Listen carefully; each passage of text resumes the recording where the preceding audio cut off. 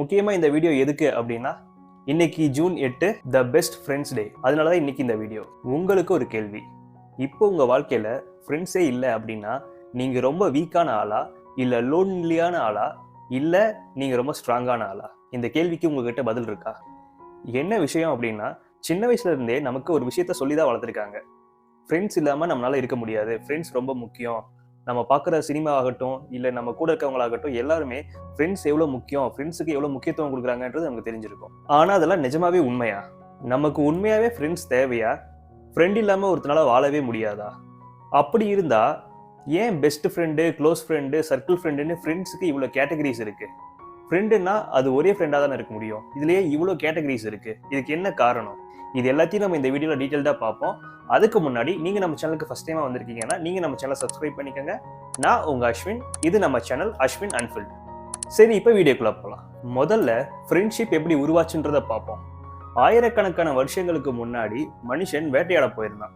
வேட்டையாட போகும்போது தனியா போய் வேட்டையாடினா அவனுக்கு மிருகங்களால வர ஆபத்து ரொம்ப அதிகம். அதனால தனியா போய் வேட்டையாடாம ஒரு குழுவா போய் வேட்டையாடினான். அங்கதான் முதல் ஃப்ரெண்ட்ஷிப்பே ஆரம்பிச்சிச்சு.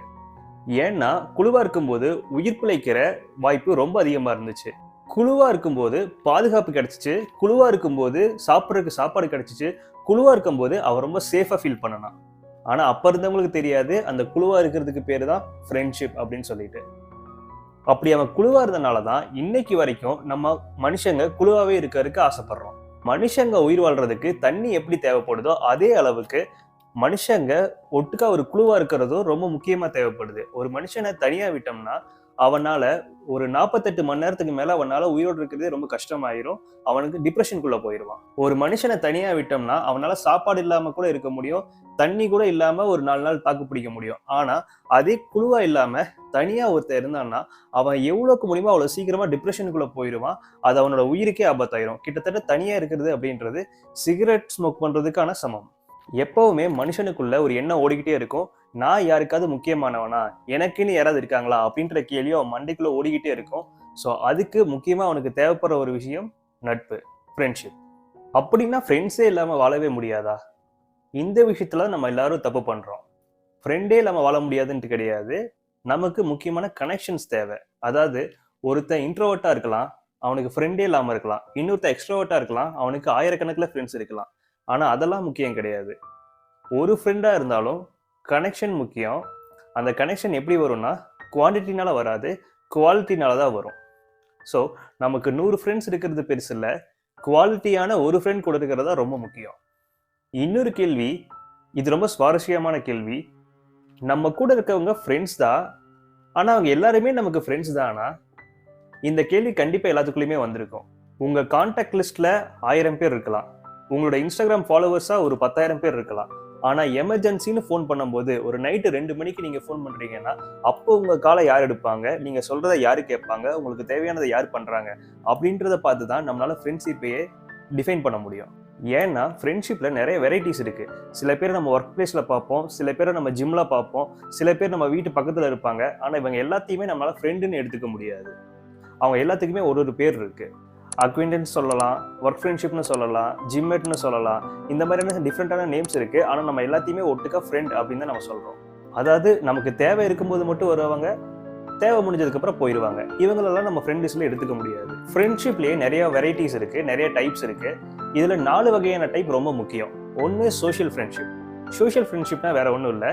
நீங்க ஏதாவது ஒரு கல்யாணத்துக்கு போறீங்க அப்படின்னா அந்த கல்யாணத்துல மீட் பண்றவங்களா இருக்கலாம், ஏதாவது ஃபங்க்ஷனுக்கு போகும்போது பாக்குறவங்க, இல்ல பார்ட்டிக்கு போகும்போது பாக்குறவங்க, இந்த மாதிரி வெளியிடத்துல மட்டும் மீட் பண்றவங்க நம்ம சோஷியல் ஃப்ரெண்ட்ஸ் அப்படின்னு சொல்லுவோம். ரெண்டாவது வகையான ஃப்ரெண்ட்ஷிப் ஆக்டிவிட்டி ஃப்ரெண்ட்ஷிப்.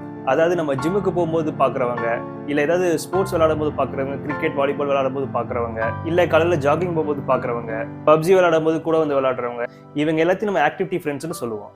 மூணாவது வகையான ஃப்ரெண்ட்ஷிப் க்ளோஸ் ஃப்ரெண்ட்ஸ். இவங்க யாரு அப்படின்னா உங்களோட பாசிட்டிவிட்டியும் தெரியும், நெகட்டிவ் சைடும் தெரியும், உங்களோட எல்லா பிரச்சனையும் காது கொடுத்து கேட்பாங்க. ஆனா இந்த மாதிரி ஃப்ரெண்ட்ஸ் கிடைக்கிறது ரொம்ப ரேர். இவங்க உங்களை ஜட்ஜ் பண்ண மாட்டாங்க, உங்களுக்கு என்ன பிரச்சனைனாலும் கூட இருப்பாங்க. நாலாவது வகையான ஃப்ரெண்ட்ஷிப் தான் பெஸ்ட் ஃப்ரெண்ட். இவங்க கிட்ட நம்ம நடிக்கணும்னு அவசியம் இல்லை. உங்களுக்கு அழுகணும்னு தோணுச்சுன்னா அழுகலாம். உங்க தேவை என்ன அப்படின்னு நீங்க கேட்கறதுக்கு முன்னாடியே உங்களுக்கு பண்ணுவாங்க. அதே மாதிரி நீங்க அவங்களுக்கு பண்ணுவீங்க. ஸோ இந்த மாதிரியான கேட்டகரியில வரவங்க எல்லாத்தையும் பெஸ்ட் ஃப்ரெண்ட்ஸ்னு சொல்லுவாங்க. இவங்களை நீங்க அடிக்கடி பார்க்கணும்னு அவசியம் இருக்காது. 6 மாசம் 1 வருஷத்துக்கு ஒரு தடவை தான் பார்ப்பீங்க. ஆனா எவ்வளவு நாள் கழிச்சு பார்த்தீங்கன்னாலும் அவங்கள மறுபடியும் ஏதோ க்ளோஸா இப்பதான் பார்த்த மாதிரி ஒரு ஃபீல் இருக்கும். அவங்ககிட்ட நீங்க எல்லா விஷயத்தையும் ஷேர் பண்ணுவீங்க. வருஷக்கணக்கா பார்க்காம இருந்தா கூட உங்களை பத்தின அப்டேட் அவங்களுக்கு தெரியும், அவங்கள பத்தின அப்டேட் உங்களுக்கு தெரியும். ஸோ இந்த மாதிரியான ஃப்ரெண்ட்ஷிப்பை தான் பெஸ்ட் ஃப்ரெண்ட்ஸ்னு சொல்லுவாங்க. உங்களுக்கு அவங்ககிட்ட எந்த எதிர்பார்ப்பும் இருக்காது, அவங்களுக்கு உங்ககிட்ட எந்த எதிர்பார்ப்பும் இருக்காது. ஃப்ரெண்டை எப்படி சூஸ் பண்றது? இது ரொம்ப முக்கியமான விஷயம். ஏன்னா ஒரு ஃப்ரெண்டை நம்ம சூஸ் பண்றோம் அப்படின்றது நம்ம லைஃபையே சூஸ் பண்ற மாதிரி. உங்க கூட இருக்கிற 4 பேரை பொறுத்துதான் 5வது ஆள் நீங்க எப்படி இருக்கீங்க அப்படின்றது தெரிஞ்சுக்க முடியும். ஒரு பழமொழி கூட இருக்கு, உன் நண்பன் யார் என்று சொல், நீ யார் என்று நான் சொல்கிறேன் அப்படின்ற பழமொழி. அது 100க்கு 100 உண்மை. ஏன்னா உங்க கூட இருக்க ஃப்ரெண்ட்ஸ் எந்த மைண்ட் செட்ல இருக்காங்கன்றத பொறுத்துதான் உங்களோட மைண்ட் செட்டும் சேஞ்ச் ஆகும். உங்க ஃப்ரெண்ட்ஸ் நல்ல ஆம்பிஷியஸா இருக்காங்க, ஒரு விஷயத்த அச்சீவ் பண்ணுன்ற ஒரு குறிக்கோளோட இருக்காங்கன்னா நீங்களும் அவங்கள மாதிரி மாறுவீங்க. அதை விட்டுட்டு உங்க கூட இருக்க ஃப்ரெண்ட்ஸ் எல்லாம் கம்ப்ளைண்ட் பண்ணிட்டு உருப்படாம எந்த ஒரு வேலையும் செய்யாம இருக்காங்கன்னா அவங்களோட சேர்த்து 5வது ஆளா நீங்களும் அந்த மாதிரி ஆவீங்க. ஸோ உங்களுக்கு கூட நீங்க யாரை வச்சுக்கிறீங்க, யாரை ஃப்ரெண்டா வச்சுக்கிறீங்கன்றது ரொம்பவும் முக்கியம். உங்க கூட இருக்க ஃப்ரெண்ட் எந்த மைண்ட் செட்ல இருக்காங்கன்றத பொறுத்து தான் உங்களோட வாழ்க்கையே டிசைட் ஆகும். உங்க ஃப்ரெண்ட்ஸ் நல்ல விஷயத்த பத்தி பேசி அச்சீவ் பண்ணணும்னு நினைப்போட இருந்தாங்கன்னா நீங்களும் அச்சீவர் ஆவீங்க. அதை விட்டுட்டு அவங்க நெகட்டிவான விஷயத்தெல்லாம் பேசிட்டு நெகட்டிவாவே யோசிச்சுட்டு இருந்தாங்கன்னா கண்டிப்பா நீங்களும் நெகட்டிவ் சைடுக்கு தான் போவீங்க. ஸோ ஃப்ரெண்டை சூஸ் பண்றது ரொம்ப முக்கியம். டாக்ஸிக் ஃப்ரெண்ட் யாருன்னா, இப்போ நம்ம சமுதாயத்துல நமக்கு இருக்க முக்காவாசி ஃப்ரெண்ட்ஸ் டாக்ஸிக் ஃப்ரெண்ட்ஸா தான் இருக்காங்க. என்ன காரணம் அப்படின்னா, உங்களுக்கு அவங்க எந்த பாசிட்டிவான விஷயத்தையும் சொல்ல மாட்டாங்க. நீங்க ஏதாவது ஒரு விஷயத்த பாசிட்டிவா அச்சீவ் பண்ண நினைச்சீங்கன்னாலும் அவங்க உங்களை விட மாட்டாங்க. அப்படியே நீங்க ஏதாவது பாசிட்டிவா பேசிட்டீங்கன்னாலும் அவங்க வந்து நெகட்டிவ் ஷேட் பண்ண பார்ப்பாங்க, உங்களை கீழே இழுத்துட பார்ப்பாங்க. நீங்க கீழே விழுந்தா சிரிப்பாங்க. இதே நீங்க ஒரு விஷயத்துல ஜெயிச்சீங்க அப்படின்னா அவங்க வருத்தப்படுவாங்க. முடிஞ்ச அளவுக்கு உங்களை அவங்களுக்கு கீழே வச்சுக்கணும்னு பார்ப்பாங்க. இந்த மாதிரியான ட்ரீட்ஸ் இருக்க ஃப்ரெண்ட்ஸ் எல்லாமே டாக்ஸிக் ஃப்ரெண்ட்ஸ்னு சொல்லுவாங்க. இவங்கெல்லாம் உண்மையான ஃப்ரெண்ட்ஸ் கிடையாது அப்படி நினைச்சிட்டு நம்ம தான் வாழ்ந்துகிட்டு இருக்கோம். முடிஞ்ச அளவுக்கு இந்த மாதிரியான ஃப்ரெண்ட்ஸ் அவாய்ட் பண்றது உங்க லைஃபுக்கு ரொம்ப நல்லது. அடல்ட் லைஃப்ல ஏன் ஃப்ரெண்ட்ஸை கண்டுபிடிக்கிறது ரொம்ப கஷ்டமா இருக்கு? நமக்கு ஸ்கூல்ல ஃப்ரெண்ட்ஸ் ஈஸியாக கிடைச்சிருவாங்க, காலேஜில் ஈஸியாக கிடைச்சிருவாங்க.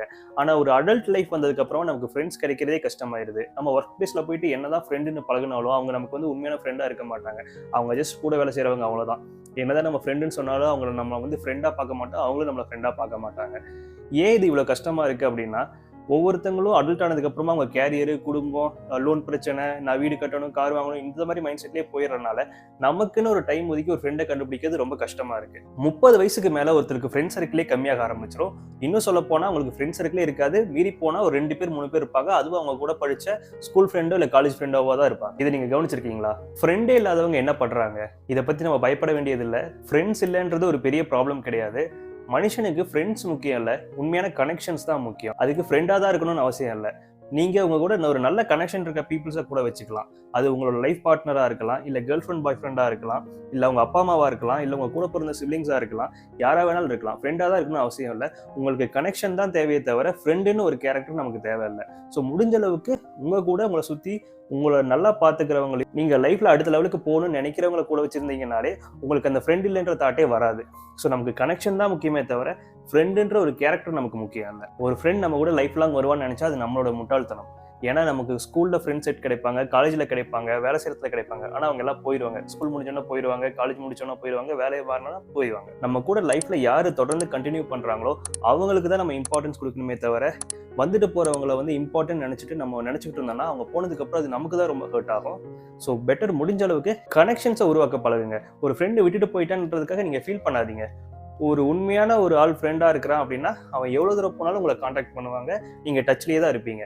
இல்ல போன 1 மாசத்துலயே மறந்துட்டாங்க, ஃபோன் பண்றது இல்லைன்னா அவங்களுக்கு நீங்க தேவையில்ல, அதே மாதிரி உங்களுக்கு அவங்க தேவையில்ல. அவங்க வேலையில பிஸி ஆயிட்டாங்க, அதே மாதிரி நீங்க உங்க வேலையில பிஸி ஆகுங்க. ஃப்ரெண்ட்ஸ் கூட இருக்கும்போது என்ஜாய் பண்ணணும். ஆனா அவங்க விட்டுட்டு போயிட்டாங்கன்றதுக்காக அதை நினைச்சு ஃபீல் பண்றது ஒரு முட்டாள்தனம் தான். இப்போ நான் ஆரம்பத்துல கேட்ட கொஸ்டினுக்கு வரலாம், நமக்கு நிஜமாவே ஃப்ரெண்ட்ஸ் தேவையா? என்னோட ஆன்சர் கேட்டீங்கன்னா ஆமா, ஃப்ரெண்டு தேவைதான்.